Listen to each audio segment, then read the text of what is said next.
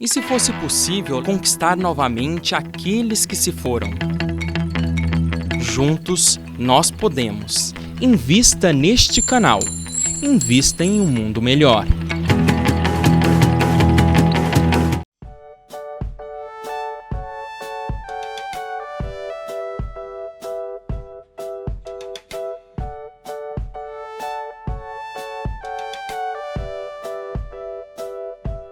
Olá! Estamos de volta com o programa Mediunidade hoje, falando a respeito de personalidade, com base no livro do Dr. Inácio Ferreira, que merece, de nossa parte, um estudo, não apenas uma leitura. Ele fala aqui a respeito de egos em conflito, dupla falta de consciência, Alzheimer, máscaras, porão da individualidade, memória, dor e ego. As trevas são organizadas, furto psíquico, egos encarnados, pensamento e vida, transformações viscerais, e vai por aí afora. Transtorno obsessivo-compulsivo, o chamado TOC, fora do corpo. Então são diversos assuntos em 35 capítulos, diversos assuntos abordados pelo Dr. Inácio Ferreira nesta obra Egos em Conflito. E ele, continuando a conversar com a Domingas, vocês nos permitam ler mais um pequeno trecho. Domingas diz assim: persona, indagou a irmã, era o nome que os gregos deram às máscaras que em suas peças de teatro eles utilizavam para representar os diferentes personagens. Daí derivou o termo personalidade. O persona é um ator em cena, que na maioria das vezes não tem a ver com a sua identidade real. Vejamos um ator no palco. Ele está representando um papel. Ele é um ator. Ele tem a sua própria identidade, digamos assim, mas naquele momento ele está assumindo uma outra identidade. É como se ele incorporasse. É como se ele incorporasse uma outra identidade, incorporasse um espírito. Ora, nós incorporamos em nós diversas personalidades. Por isso que nós dissemos aqui que na atual existência nós acabamos por ser médiuns de nós mesmos.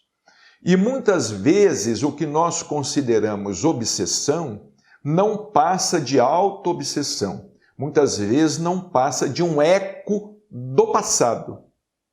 É um eco do passado, é o passado reverberando, ou seja, as nossas atitudes, os nossos pensamentos, os nossos conceitos, as nossas ideias que continuam ecoando, porque ninguém muda de uma hora para outra. Aquele que nos parece mudar de uma hora para outra, ele vinha já há bastante tempo num processo de amadurecimento. O fruto não amadurece de uma hora para outra. Por exemplo, um fruto que nós surpreendemos maduro no galho, ele veio amadurecendo sem que nós percebêssemos. De repente, nós o descobrimos maduro. Ele era verde, ele está amarelo, maduro. Nós o surpreendemos maduro, porque não acompanhamos o seu amadurecimento. Às vezes falamos assim, determinada pessoa mudou. Ora, ela não mudou de repente, ela veio num processo de amadurecimento. Quando a pessoa, evidentemente, muda para melhor, muda positivamente. Por quantas vezes também dizemos, fulano parece ter mudado para pior. Não, ele não mudou para pior. A máscara caiu do rosto. E ele então se mostrou como ele estava se escondendo. Ele se mostrou como ele é verdadeiramente. Ou seja, às vezes ele perdeu a luta. Transitoriamente, ele perdeu a luta que estava travando contra o homem velho e permitiu que os seus defeitos se sobrepusessem às virtudes que ele está tentando conquistar. As virtudes que ele está tentando conquistar. A fulana era tão paciente, ele não era. De repente ele perdeu a paciência, ele não perdeu. Ele estava se esforçando para ser paciente, mas sofreu uma recaída. Nós sofremos diversas recaídas, não é? Assim como às vezes temos recaídas físicas no campo da saúde, nós também temos recaídas, sofremos recaídas no campo moral, no campo psíquico, no campo psicológico. Sofremos diversas recaídas. E através dessas recaídas, caímos, nos colocamos ou tornamos a nos colocar de pé, nos fortalecemos mais um pouco. Vamos nos fortalecendo.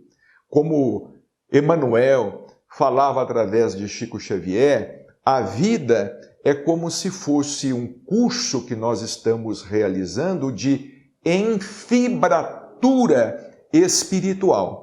A vida é um curso de enfibratura espiritual, ou seja, de fortalecimento espiritual. Então essas quedas, elas se fazem, essas recaídas, muitas vezes elas se fazem naturais. Nós não podemos permanecer no chão, não podemos permanecer caídos, não é? Então o doutor Inácio Ferreira, nesta obra, ele faz esse estudo muito interessante, mostrando como nós estamos sofrendo a influência do nosso próprio passado. E é com base no nosso próprio passado, é com base em nossas fragilidades espirituais, nessas portas e janelas que nós deixamos escancaradas, que nós deixamos abertas, que os espíritos obsessores invadem a nossa casa íntima. Invadem o nosso psiquismo e às vezes se instalam aí, se instalam dentro de nós e aí então se caracteriza a obsessão. Mas quase sempre a obsessão se caracteriza através de um processo de auto-obsessão. Até o nosso próximo programa, um grande abraço, estejam conosco. Com você, nós podemos levar Jesus.